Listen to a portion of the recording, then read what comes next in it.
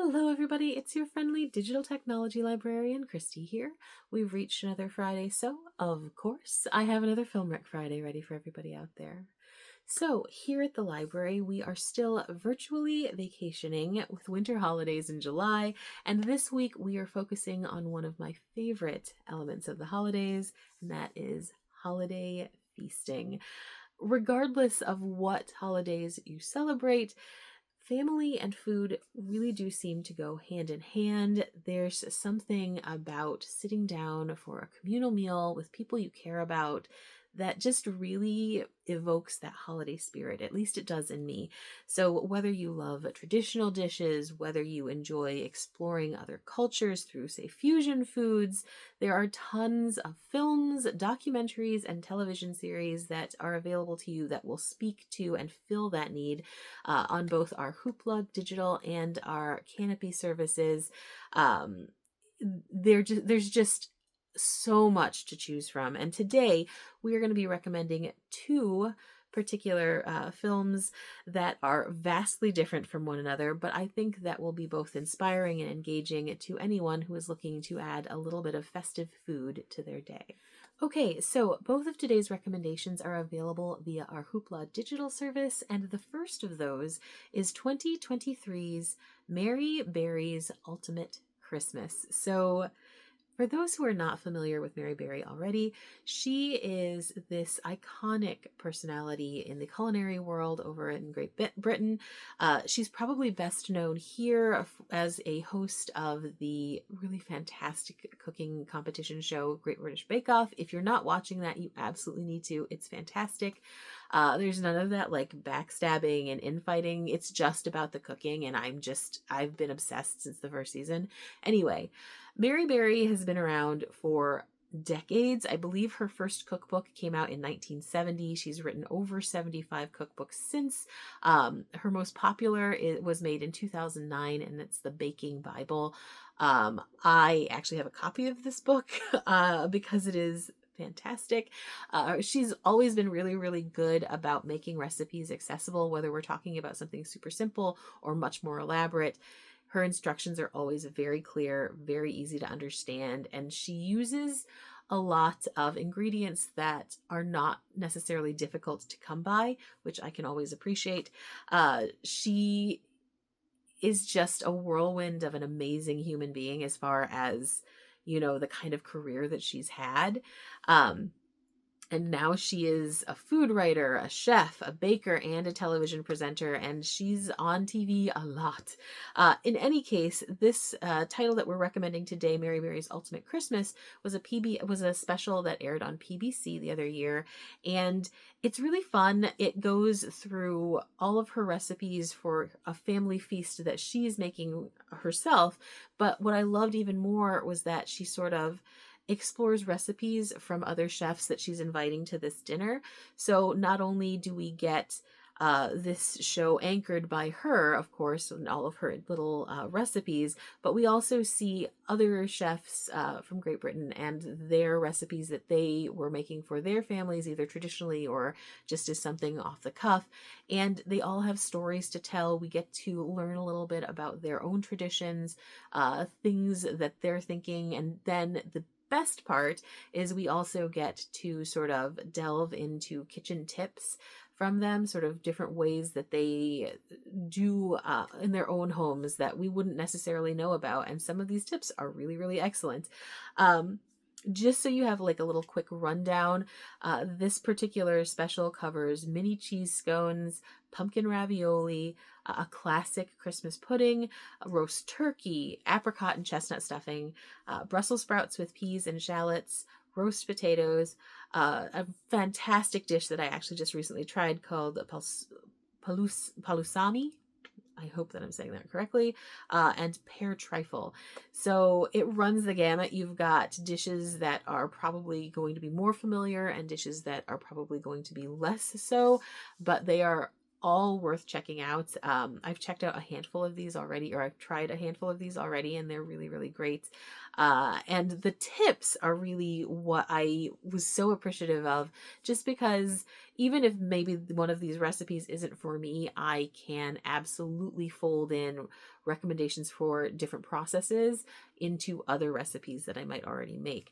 So this is super entertaining and super educational at the same time. I loved watching it. And then there's just something about the way that Mary Berry hosts that is always so charming and so appealing. It's very British, but also in a warm, fuzzy way, as opposed to just like the cold, distanced, starchy way that I think some of us think of British things. No, she's like very warm and appealing. I really do enjoy watching her specials.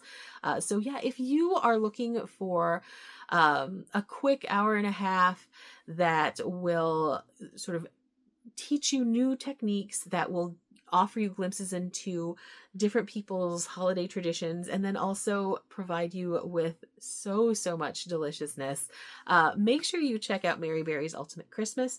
She also has another special, Mary Berry's Highland Feast, on Hoopla, that it was also quite interesting, but I thought this one and the way that it was presented with those glimpses into other chefs' traditions as well was just a better pick. But both are absolutely worth watching. I've seen them both a couple of times now just so that I could grab the recipes and the techniques. But yeah, she's just wonderful. So again, if you're looking for something delicious that will also entertain and educate you, Mary Berry's Ultimate Christmas is an absolute must watch. Okay, my other recommendation today is, again, also available via Hoopla, and that is 2017's Hallmark holiday romance, The Sweetest Christmas. Yes, I know.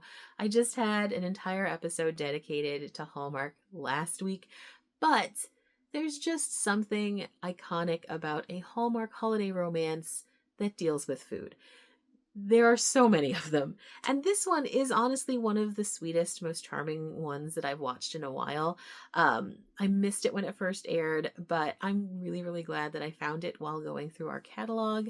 So Hallmark has a stable of actors they constantly look toward. And I've got to say, there's a good reason for that.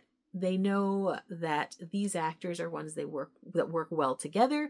They are actors who can produce the right kind of chemistry, and they are actors that clearly are going to be able to present certain kinds of characters very well. This is absolutely chock full of that, with a cast anchored by Lacey Chabert, Lee Coco, and Jonathan Adams. These are all people who have been in other Hallmark holiday films. Lacey Chabert has been in many of them, and they just work very well together. Chabert and Coco have fantastic chemistry. It's very sweet and very charming, which this is all about. One of the things that's interesting, there are so many tropes that are oftentimes looked to in these Hallmark holiday romances, or really any holiday romances. Friends or enemies to lovers is a big one, and while I'm always a fan of it, I do think there's a place for that sort of destiny and fate kind of romance as well, and I love that at the holiday time.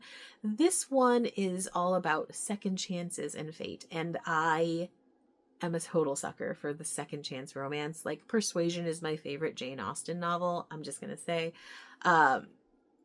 In Sweetest Christmas, we are following a pastry chef named Kylie. She has been accepted into the finals of the American Gingerbread Competition, and she's returning home to be a part of it. She is hoping that if she wins, she'll be able to finally pursue her dream of opening her own cafe. And, she's had to put a lot of these dreams on hold for many reasons. And so this is really a jumping off point. Since she's going back home, of course, she runs into her old flame from high school and from culinary school, who's played by Coco. His name is Nick. And Nick had to leave his dreams behind to take over his family's pizzeria. And so he's made this pizzeria into this really successful business, but along the way, he's kind of let certain things fall by the wayside. So the two of them meeting really recreates that spark from youth. They had lost touch, but they're both in a place where new beginnings are right on the horizon, and things just match up like fate. So it's both destiny, it's both second chance, and it's full of like really sweet traditional kinds of old school romance moments. Like, I love like the old school rom-coms. They're just some of my favorites, and this one is just chock full of like callbacks to that. Not to mention there's some really great sweets moments in here. If you are a fan of desserts, this one has plenty of shots for you. But at the heart of it, it really is just a very sweet romance. I really liked that it didn't have that sort of edgy vibe that a lot of them do today. Like, a lot of them really lean hard into that enemies to lovers thing, which I, again, am a big fan of. I am a huge fan of that trope. But there's just a time and a place, and I really, really like that this one does not go for that at all. It's just like, it's just very comforting. I think this is the kind of comforting romance that I am looking for at the holidays. So if that's something that you are interested in, if you're looking for something charming that has a sweet story about second chances, that includes following your dreams and figuring out how to change with your dreams, make sure you check out Sweetest Christmas. If you're a big fan of Hallmark holiday movies, or if you're just a fan of charming romances, make sure you check it out. It is a must watch. All right, so those were my 2 holiday feasting recommendations for this week. If you have any recs that fill that theme, please pop those in the comments below. If you have any recommendations for themes that we should look at in the future, definitely share your thoughts on that. Always looking for help with coming up with new themes. As always, thank you so much for joining me. It's always so fun to put these lists together, and this week was no different. It did make me very, very hungry though. So there is that. Again, thanks so much for watching, and hopefully I will see you next time. Bye-bye.